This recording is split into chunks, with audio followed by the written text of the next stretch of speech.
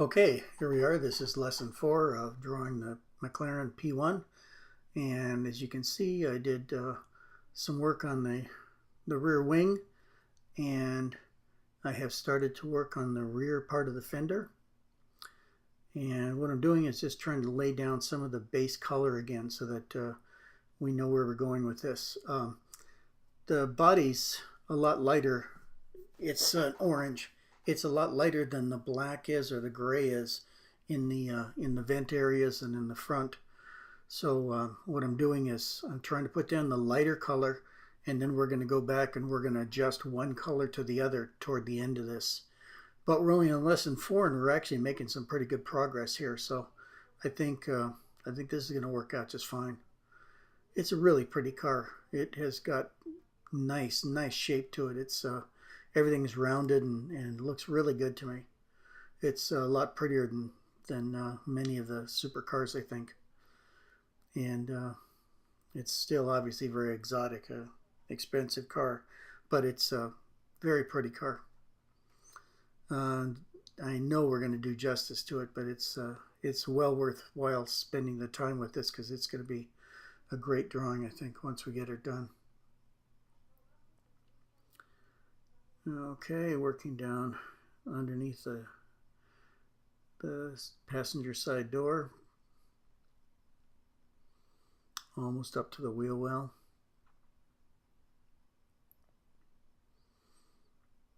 And then there's a flare, an apron down near the ground just underneath there too.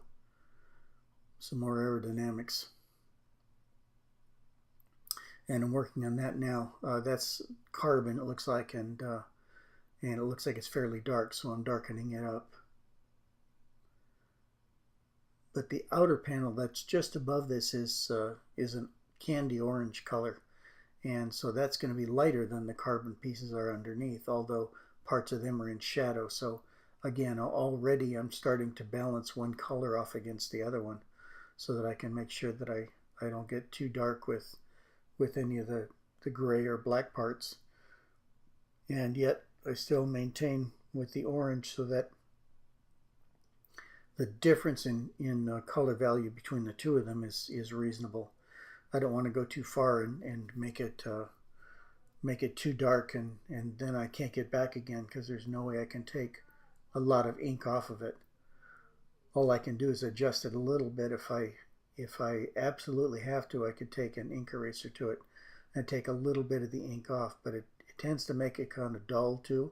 So I use that only in special circumstances, like when I need something that was once dark and then I need to lighten it up purposely because some parts actually look like that. So I'll use it like a stump in pencil drawing, where you can kind of move it around. In this case, I'm just taking it off, but it makes a similar kind of effect. It makes it sort of smoky looking and a little bit as if the color's been taken off of it. But that's the best I can do. I can't really remove much ink. So I'm trying to make sure that I don't get too far out.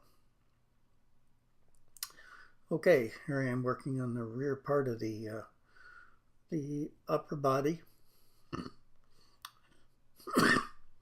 Pardon me. This is just behind the driver's door, and this is actually over near the engine compartment. And there's a really neat little highlight in there too. Looks kind of like a scimitar, a sword or something like that. Cool shape. And this is orange, but it's one of the darker parts of the orange, so I'm trying to make that work out too. And now I'm working on the juncture of the front and rear fenders where they come together right near the outside right hand mirror. And there's a little shadow in there from the mirror too that's cast by the lights inside here. Okay, and now I'm working on the side, just above that inlet area on the side.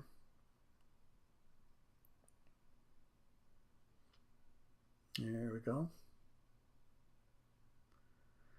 And you can see this is very light still, but I can't go too far with it, so I'm trying to make sure that I keep it within a reasonable range. It'll be darker than this when I get done, but for right now, I'm just trying to stay below the color level that it is so that I don't get too far out. I will darken all of these up in the final run through. Okay, just about out of time for today. We're going to do a lot more tomorrow now that we've started on the body, and I hope to see you back here then. Thank you very much. Bye.